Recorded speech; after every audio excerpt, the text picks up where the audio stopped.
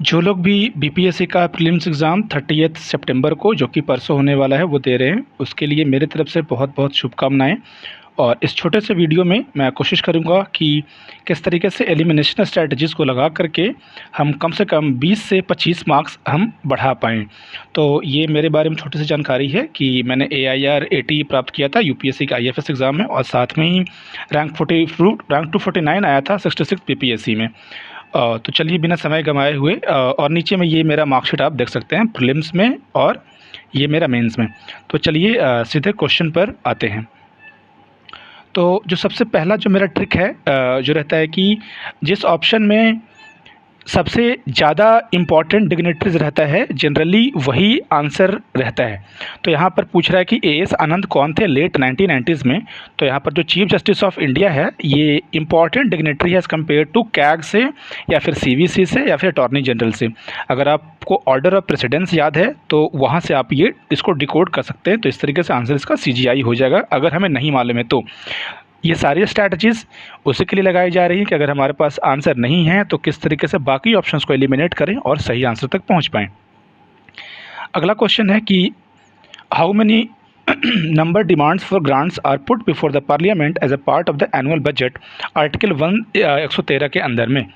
अब हमें मालूम है कि डिमांड जो ग्रांट होता है वो सारे मिनिस्ट्रीज़ के द्वारा इंडिविजुअली दिया जाता है, और मिनिस्ट्रीज़ को लाने के लिए कोई कॉन्स्टिट्यूशनल अमेंडमेंट रिक्वायर नहीं होता है।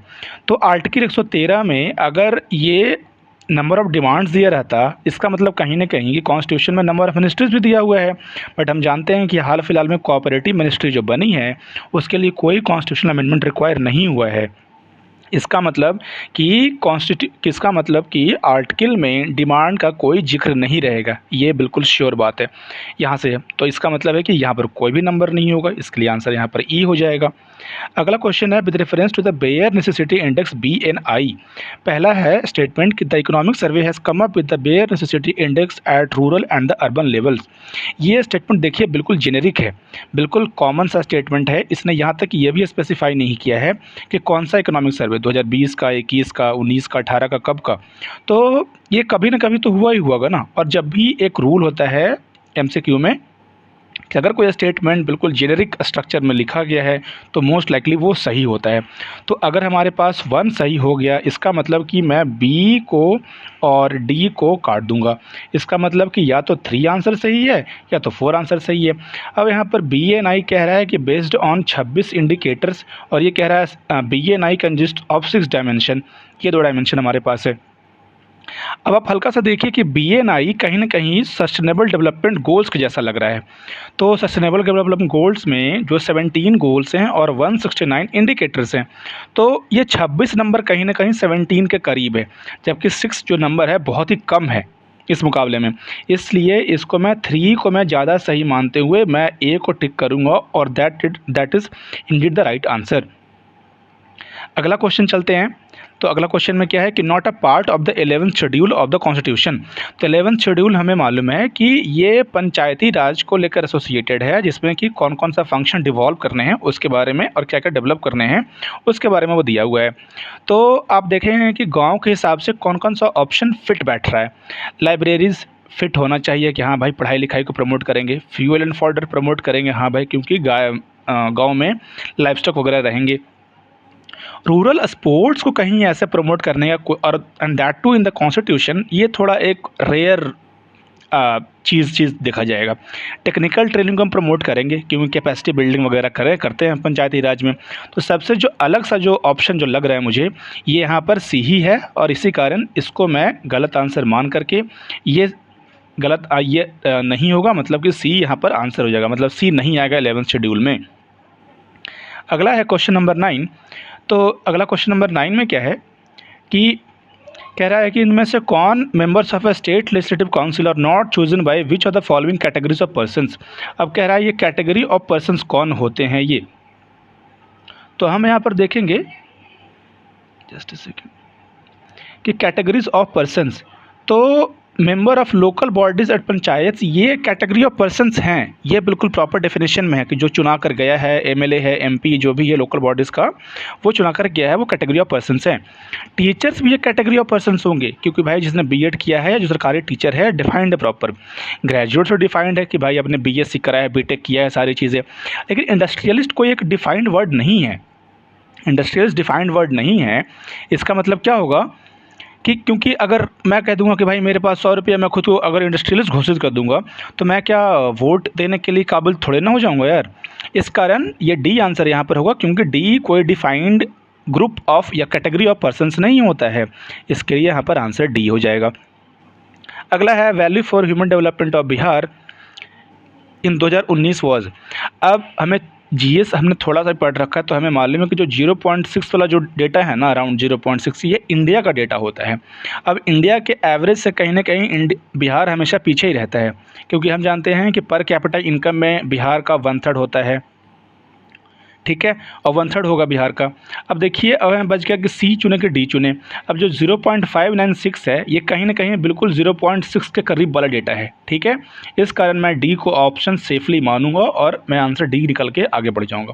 इसमें एक ट्रिक और है कि जब वैल्यू वाले क्वेश्चन में जहाँ पर नंबर है, वहाँ पर मैं नन ऑफ द एबव को कब चुनूंगा और कब नहीं चुनूंगा। तो नन ऑफ द एबव को अगर जब यहाँ पर ऑप्शन में नंबर एग्जैक्ट स्पेसिफिक नंबर है, बिल्कुल डिटेल्ड नंबर है, तो वहाँ पर नोटा आंसर नहीं होगा। लेकिन जब अगर यहाँ पर नंबर ऑप्शन में ऐसे होता कि 0.6, 0.7, 0.5, 0.4, वो उसमें होता नन ऑफ द एबव होता, क्योंकि ये जो जनरली जो नंबर्स होते हैं, जो वैल्यूज़ होते हैं, वो इतने सुंदर से इतने परफेक्ट नंबर नहीं होते हैं, ठीक है। वो जनरली एक डेसिमल रहेंगे, ठीक है। अब अगला क्वेश्चन है कि fiscal deficit in Bihar during 2021 to 22। ये क्वेश्चन फिर से, ये क्वेश्चन में, इस क्वेश्चन में भी ऊपर वाला ही फंडा लगाइए कि ये सारे नंबर्स बिल्कुल डिटेल्ड नंबर्स हैं। इसका मतलब कि डी ई नहीं होगा, इनमें से कोई आंसर होगा, मतलब कि मैं ई तो बिल्कुल काट दूंगा। लेकिन अगर ऑप्शन में ऐसे होता है कि 22,000 करोड़, 27,000 करोड़, 23,000 करोड़, तो उस केस में आंसर ई होता। तो यहाँ पर बस एक ही ये ट्रिक है। अगला क्वेश्चन है कि रिसेंट यूनियन बजट में finance ministry has increase the FDI limit in the insurance sector from the existing 1 to up to what percentage, ठीक है। तो यहाँ पर है कि अब अगर हम थोड़ा बहुत ही न्यूज़ पढ़ते हैं तो हमें मालूम है कि एफडीआई लिमिट या तो जनरली 49% रहता है, या 74 रहता है, या तो 100 रहता है। तो 100 में फुल्ली अलाउड रहता है। अब 100 नहीं होगा, क्योंकि जनरली ये जो इंश्योरेंस सेक्टर है या बैंकिंग सेक्टर है, यहाँ पर अगर हम 100 कर देंगे तो यहाँ पर वोलेटिलिटी या फिर इंस्टेबिलिटी ज़्यादा आ सकता है। इस कारण ये 100 तो बिल्कुल नहीं होगा। अब हमें मालूम है कि 50 कोई नंबर होता ही नहीं है, या तो वो 49 होगा या 74 होगा, और 62 कोई नंबर होता नहीं है। तो यहाँ पर 74 नंबर ही बच जाता है। इसका मतलब क्योंकि इंक्रीज़ किया गया, तो पहले हो सकता है कि 49% होगा, और उसको इंक्रीज़ करके 74 दिया गया है। तो ये थोड़ा सा नॉलेज बेस्ड क्वेश्चन था, और जनरली ये न्यूज़पेपर से ही सवाल सॉल्व कर सकते थे हम इस चीज़ को। अगला क्वेश्चन है 16 का बताने से पहले मैं एक फंडा बता देता हूँ कि अगर आप किसी ऑप्शन को निगेट नहीं कर सकते हैं, काट नहीं सकते हैं, तो तब तक आप उसको सही मानेंगे। कैसे? Under digital Bihar programme which students will receive computer education and training from 2021-22 onwards. तो यहाँ पर अगर ऑल स्टूडेंट्स ऑफ क्लास 5 चुनते हैं, तो क्लास 5 वाले ने ऐसा क्या किया कि क्लास 6 वाले को हम ना दें कंप्यूटर एजुकेशन, या क्लास 6 वाले को दिया है हमने, क्लास 7 वाले को ना दें, ऐसा क्या हुआ है? इसका मतलब बात क्लियर है कि सारे के सारे यहाँ पर ऑप्शंस होंगे, मोर देन एबव यहाँ पर आंसर होगा। इस तरीके से आपको लॉजिकल थिंकिंग को डेवलप करना होगा। अगला क्वेश्चन है कि सेकेंड फेज ऑफ स्वच्छ भारत मिशन ग्रामीण is implemented during the which time period. हमें ये मालूम है कि मोदी गवर्नमेंट में जनरली सारे जो स्कीम्स हैं उनकी जो पीरियड टाइम होती है वो 5 साल का ही होता है। जैसे अशोक दलवाई कमेटी का डबलिंग फार्मर्स इनकम वाला 2017 से लेकर 22 तक था। यहाँ पर केवल सी ही ऑप्शन ऐसा है जो कि 2020 से लेकर 2025 वाला है, ये 2024 नहीं है। इसको अच्छे से आप नोट करिएगा कि 2020 से लेकर 25 यहाँ पर यही केवल ऑप्शन बनता है बेस्ट फिट, और इस कारण आंसर सी हो जाएगा। अगला क्वेश्चन है कि in which year was the first sitting of the Bihar legislative council convene. अब ये क्वेश्चन कि बिहार फॉर्मेशन कब हुआ था, ये बहुत बार आ चुका है। वो हमें मालूम है कि 1912 में हुआ था। अब अगर 1912 में बिहार बना था तो 1911 में लेजिस्लेटिव काउंसिल कैसे बन जाएगा, तो इसका नाम एक काट दिया हमने।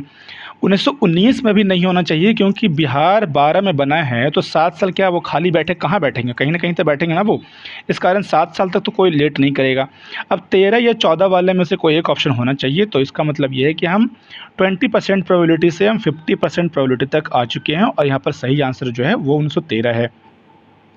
अगला है कि which Indian territory formed after division of Jammu and Kashmir state does not have a legislature of its own. अब हमने अगर न्यूज़ थोड़ा बहुत फॉलो किया है तो हम मानते हैं कि जम्मू एंड कश्मीर दोनों का दोनों एक ही यूनियन टेरिटरी है, वो दोनों अलग अलग नहीं है। तो अगर जम्मू आंसर होगा तो कश्मीर आंसर क्यों नहीं होगा, इस कारण दोनों आंसर मतलब कि नहीं होगा। अगर यहाँ पर कश्मीर आंसर होता तो यहाँ पर जम्मू आंसर क्यों नहीं होता, इसका मतलब कि फिर से कि ये आंसर फिर से यहाँ पर ये गलत हो जाएगा, क्योंकि जम्मू कश्मीर दोनों साथ में होगा। इस कारण आंसर सी हो जाएगा। यहाँ पर नोट करिएगा कि जो ई आंसर है वो बहुत रेयर होता है, अनटिल अनलेस आपको पूरा मालूम है कि नहीं भाई ई आंसर होगा। ई को टिक करना थोड़ा अवॉइड करेंगे आप। अगला क्वेश्चन है central vista project refers to. अब एक फंडा और बताऊंगा मैं कि बीपीएससी में जनरली वो स्टेटमेंट्स जो कि काफ़ी स्पेसिफिक ढंग से एक्सप्लेन किया गया है वो जनरली सही होते हैं, क्योंकि इसके पीछे का रीज़न है वो एक्सप्लेन प्रॉपर तरीके से इस कारण कर देते हैं ताकि कोई डिस्क्रिपेंसी या फिर किसी टाइप का त्रुटि पैदा ना हो और जो एग्जामिनर है उनको मुश्किल फेस करना पड़े। इस कारण अब यहाँ पर देखेंगे कि सबसे जो अच्छे से एक्सप्लेन जो ऑप्शन है ये बी ऑप्शन है कि construction of new parliament, prime minister, vice president, etc. इसका मतलब ये आंसर बी यहाँ पर आंसर है। वैसे तो आपको मालूम होना चाहिए, बट स्टिल अगर नहीं मालूम होता तो कैसे हम कर सकते थे इसको सॉल्व। अगला है कि clash between the soldiers of India and China took place in the Galwan valley. अब हम लॉकडाउन के टाइम में हमें याद है कि हम लोग लॉकडाउन में थे और टीवी पर देखते थे कि कैसे इंडिया और चाइना में लड़ाई हो रहा है गलवान वैली में, और हमें लगता था कि यार सब कुछ ख़राब ही हो रहा है, इधर कोरोना भी आया हुआ है और इधर लड़ाई भी चल रहा है। अब देखिए कि जो बाकी का जो 3 टाइम पीरियड है यहाँ पर ये लॉकडाउन के पहले वाला टाइम है, क्योंकि लॉकडाउन लगा है कब, मार्च 2020, अप्रैल 2020 में लगा है लॉकडाउन। इसका मतलब केवल एक ही टाइम पीरियड है जो कि अप्रैल के बाद वाला है। इसी कारण आंसर यहाँ पर डी ही होगा। बस एक्सपीरियंस को भी आप अपना रिकॉल करिएगा कि पिछले 2 साल में हमने क्या क्या जिया है जो। अगला क्वेश्चन है कि Pattiseema project is associated with the integration of which of the following rivers. अब हमें ये मालूम है कि आजकल जो नेशनल रिवर जो इंटरलिंकिंग कर रहे हैं, जनरली 2 रिवर्स क्लोज रहते हैं, उन्हीं को हम इंटरलिंकिंग कर रहे हैं, जैसे केन और बेटवा को लिंकिंग कर रहे हैं। अब ये मैप में अगर हम थोड़ा सा देखें तो ये है जो कृष्णा है और ये जो है गोदावरी है, ये दोनों पास में है, जबकि कावेरी बहुत दूर नीचे में है और ये महानदी बिल्कुल ऊपर में है, दूर में है ये। तो हम देखेंगे कि कृष्णा और कावेरी बहुत दूर है, इस कारण ये तो लिंकिंग नहीं कर रहे हैं हम। कृष्णा और गोदावरी सबसे नज़दीक है, इसी कारण इनकी लिंकिंग करेंगे हम। गोदावरी महानदी भी दूर है। गंगा ब्रह्मपुत्र तो बिल्कुल ही दूर है, इसका तो कुछ कहना ही नहीं थी, तो डी तो बिल्कुल ही बेकार ऑप्शन है, इसके लिए बी आंसर हो जाएगा। अगला क्वेश्चन है कि विच of the following planets has the least density. अब हमें ये मालूम है कि जो एस्टेरॉयड बेल्ट के जो अंदर में प्लैनेट आता है कि मरकरी, वेनस, अर्थ, मार्स, ये चारों प्लैनेट सॉलिड प्लैनेट हैं, और जो बाहर वाले हैं ये सारे गैस वाले प्लैनेट हैं। अब आप ये बताइए कि क्या सैटर्न केवल यहाँ पर ऑप्शन है जो कि एस्टेरॉयड बेल्ट के बाहर वाला है। अब ज़्यादा डेंसिटी गैस का होता है कि सॉलिड का होता है, ज़्यादा डेंसिटी सॉलिड का होता है, तो सैटर्न यहाँ पर क्योंकि गैस वाला है तो लिस्ट डेंसिटी ये हो जाएगा। इस थोड़े से क्वेश्चंस को बताने के पीछे मेरा ये मकसद था कि आपको थोड़ा सा जो एलिमिनेशन स्किल्स है, जो लॉजिकल स्किल्स को यूज़ करना पड़ेगा ताकि आप कम से कम 20 से 25 मार्क्स को आप बूस्ट कर पाएँ। तो आई एम होपफुल कि ये सारे जो ट्रिक्स हैं वो आपको एग्ज़ाम में काम दें, और थोड़ा बहुत प्रैक्टिस करिएगा। 2 दिन अभी है, तो इस 2 दिन में 3-4 प्रीवियस ईयर क्वेश्चंस को आप इसी तरीके से सॉल्व करने की कोशिश करें। Thank you very much.